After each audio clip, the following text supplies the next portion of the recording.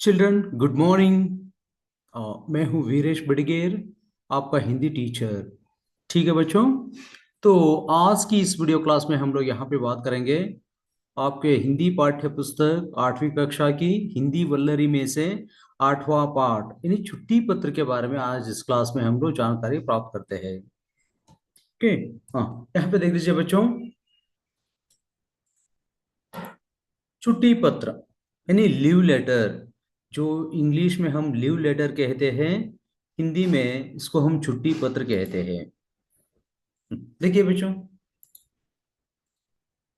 ये जो पत्र लेखन क्या होता है, इसका मतलब क्या है, कैसे लिखना पड़ता है, इससे संबंधित हम लोग यहाँ पे जानकारी प्राप्त करेंगे। बच्चों यहाँ पे देख लीजिए, पत्र लेखन एक साहित्यिक एवं व्यवहारिक विधा है। यह पत्र लिखना एक कला है। हर एक व्यक्ति के जीवन में यह पत्र व्यवहार बड़ा महत्वपूर्ण स्थान होता है। हम लोग हमेशा पत्र लिखते हैं, छुट्टी पत्र लिखते हैं, सरकारी ऑफिस को पत्र लिखते हैं, अपने मित्रों को पत्र लिखते हैं, माँ बाप को पत्र लिखते हैं। इसमें बहुत सारे विधाएं हम देख सकते हैं। यहाँ पर क्या क्या विधाएं वहां पर हो सकता है, तो आगे देखिए यहाँ पे। इस पत्र के अंतर्गत हम यहाँ देखते हैं कि अपने भावों को, अपने विचारों को, अपनी सूचनाओं को तथा संदेशों के आदान प्रदान का एक सशक्त माध्यम बनता है यह पत्र लेखन। ठीक है। तो अच्छे पत्र लिखने के लिए इन सभी बातों को हमेशा ध्यान में रखना चाहिए। यहाँ पर क्या क्या देखना पड़ता है। सबसे पहले की बात यह है कि पत्र की भाषा सरल, सुबोध एवं विषयानुकूलित व प्रभावपूर्ण होनी चाहिए। सबसे पहले की बात। तत्पश्चात ये जो बात यह है कि पत्र जो हम लिखते हैं संक्षिप्त होनी चाहिए, स्पष्ट रूप से हो तथा उसमें मूल बात पर ही बल दिया जाए।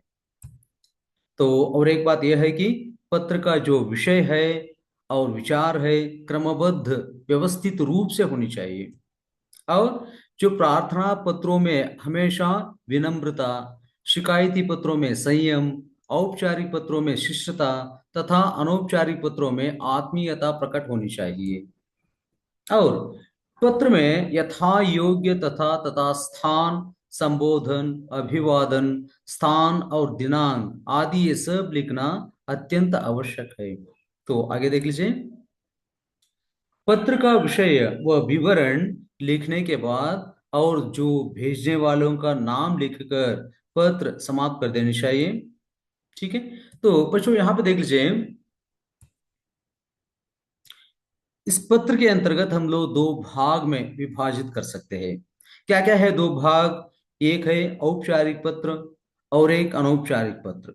ये औपचारिक पत्र क्या होता है, जो पत्र हम लोग ऑफिस को लिखते हैं, मतलब इंग्लिश में हम ये कह सकते हैं कि ऑफिशियल लेटर। अनौपचारिक पत्र क्या होता है, इसको इंग्लिश में ये कहते हैं कि अनऑफिशियल लेटर।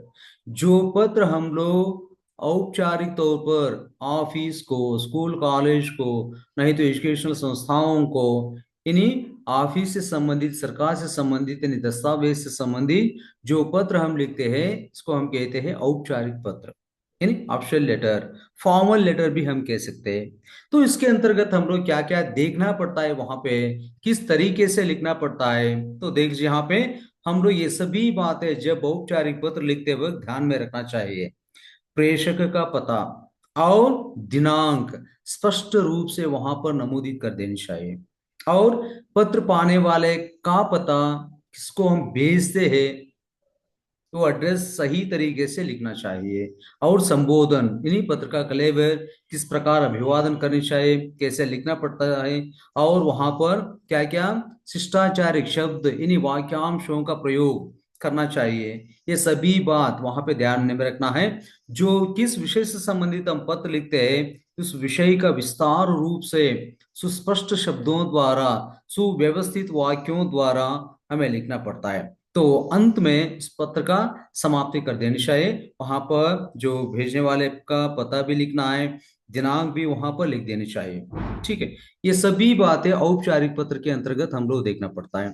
तो उसी तरीके से वहां पर अनौपचारिक पत्र क्या क्या होता है, वहां पे क्या देखना पड़ता है, तो देख लीजिए वहां पे उसी प्रकार ये हम देखेंगे प्रेषक का पता और दिनांक। यहाँ पर भी दिनांक स्पष्ट रूप से नमूदित कर देनी चाहिए और संबोधन भी वहां पे स्पष्ट सुचारू रूप से लिखना पड़ता है, तथा अभिवादन और विषय का विस्तार, जिस विषय से संबंधित जो हम पत्र लिखने चाहते हैं, ताकि वह विषय सुचारू रूप से सुस्पष्ट रूप से वहां पर नमूदित कर देनी चाहिए, लिखना पड़ता है और पत्र समाप्त करना पड़ता है।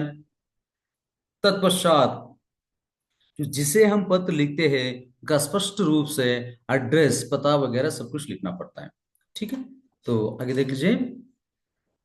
पत्रों से संबंधित संबोधन, अभिवादन तथा समापन, ये तालिका, इसको क्या क्या लिखना पड़ता है, तो एक बार यहाँ पे देख लीजिए। तो देख लीजिए, संबोधन और अभिवादन और अभिवेदन यानी समापन कैसे लिखना। मान लीजिए बच्चों, हम लोग बड़ों को पत्र लिखते हो, ठीक है, जब बड़ों को जब पत्र लिखते वक्त ये बात हमेशा याद में रखना चाहिए, श्रद्धेय, माननीय, मान्यवर, पूजनीय, पूज्य, परम पूज्य, आदरणीय, ये सभी शब्दों के सहारे हम लोग संबोधन करना पड़ता है।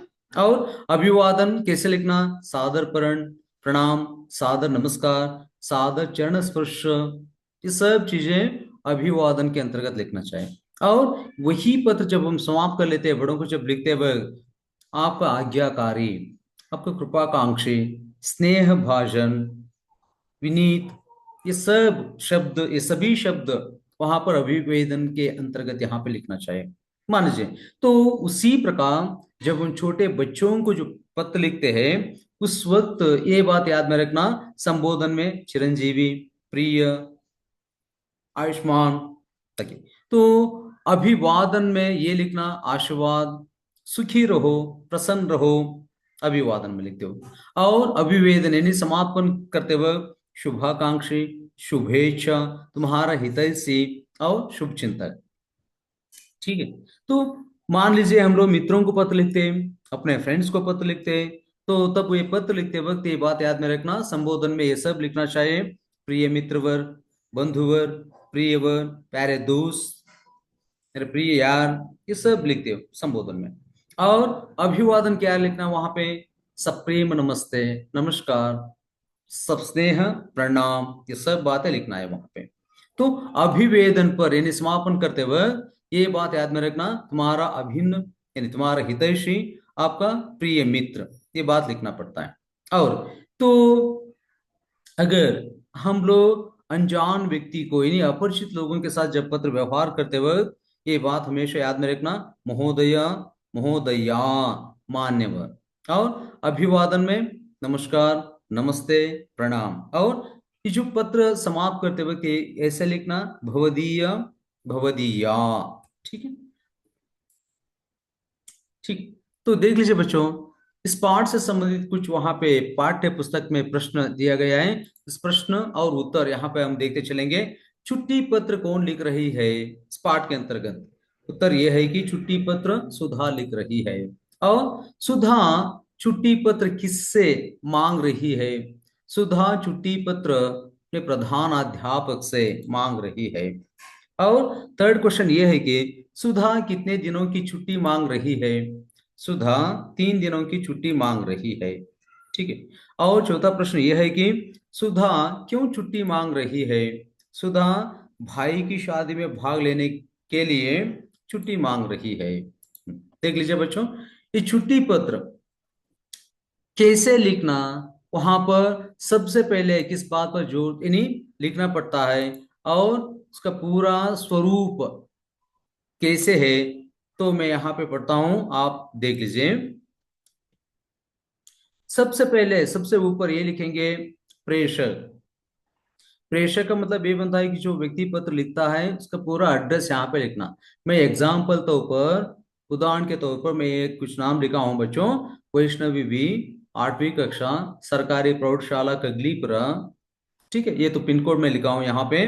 और सेवा में से पत्र हम लिख रहे हैं, सेवा में टू एड्रेस, प्रधानाध्यापक, सरकारी प्रौढ़शाला कगलीपुरा, यहाँ पे पिन कोड नंबर सेम, ऊपर जो पिन कोड नंबर लिखा है, तो ताकि पिन कोड नंबर ऐसे सेम नहीं लिखना, ताकि वहां पे चेंज है तो चेंज लिखना चाहिए। और उसके नीचे क्या है वहां पे, आदरणीय महोदय। ठीक है। और विषय के अंतर्गत ये लिखना 4 दिन छुट्टी की प्रार्थना पत्र हेतु।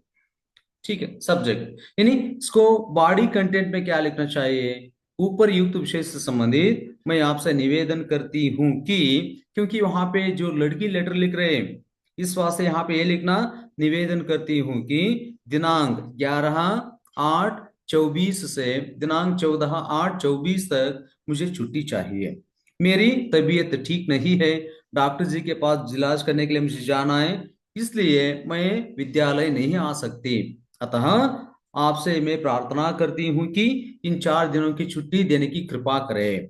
ठीक है। जो लेटर बॉडी में ये सब लिखना चाहिए, और उसके नीचे, बिल्कुल नीचे, वहां पे धन्यवाद सहित। ठीक है। और आपके आज्ञाकारी छात्र, यहाँ पे जो ऊपर क्या नाम लिखा है वही नाम नीचे वही लिखना चाहिए। ठीक है। तो आपके टेक्स्ट बुक में जो पत्र दिया है, ये पत्र इस प्रकार है बच्चों। क्या है वहां पे पत्र, सेम जो लेटर अभी मैंने क्या पढ़ा, वही लेटर यहाँ पे दिया है। ये लेटर मैं आपके टेक्स्ट बुक में से मैं लिया हूं। क्या है वहां पर, प्रेषक देख लीजिए, वहां पे प्रेषक कौन है, यहाँ पर सुधा। वहां पे क्लास मेंशन किया है 8वीं कक्षा, और सरकारी हाई स्कूल मैसूर। ठीक है। तो ये पिन कोड नंबर है 570020, और नीचे टू एड्रेस लिखा है यहाँ पे, सेवा में कक्षाध्यापक। अगर हम लोग प्रधानाध्यापक को पत्र लिखते हैं तो प्रधानाध्यापक यानी प्रधान आचार्य अथवा प्राचार्य अथवा प्रिंसिपल, ये सभी नाम वहां पे लिखना पड़ता है। ताकि यहाँ पे लिख रहे प्रधानाध्यापक को यानी कक्षाध्यापक को यहाँ पे लिख रहे इधर। ठीक है। सरकारी हाई स्कूल मैसूर, सेम वही पिन कोड नंबर है 570020। ठीक है। तो नीचे आदरणीय महोदय विषय 3 दिन छुट्टी की प्रार्थना पत्र है, तो जो रिक्वेशन सब्जेक्ट यहाँ पे हो गया, और नीचे बॉडी कंटेंट में ये लिखना है कि ऊपर युक्त विषय से संबंधित मैं आपसे निवेदन है कि दिनांक 4/10/17 से 6/10/17 तक मुझे अपनी भाई की शादी में भाग लेने के लिए बेंगलुरु जाना है, इसलिए मैं विद्यालय नहीं आ सकती। अतः आपसे मैं प्रार्थना करती हूँ कि इन 3 दिनों की छुट्टी देने की कृपा करें। ठीक है। तो सेम वही लेटर वही वाक्यांश यहाँ पे लिखना है, धन्यवाद सहित। ठीक है। और आपकी आज्ञाकारी छात्र सुधा, ऊपर जो नाम है वही नाम नीचे लिखना है, और अभिभावक के हस्ताक्षर यानी पेरेंट्स सिग्नेचर यहाँ पे नीचे लेना है बच्चों। ठीक है। ठीक है बच्चों, इसके साथ ये वीडियो पार्ट हम लोग यहाँ पर समाप्त करेंगे, और एक नेक्स्ट वीडियो क्लास में इस पाठ से संबंधित जो पाठ्य पुस्तक में क्या क्या प्रश्नोत्तर है, व्याकरण अंश, ग्रामर पॉइंट्स, हर एक विषय से संबंधित हम लोग जानकारी प्राप्त करते हैं। Thank you very much.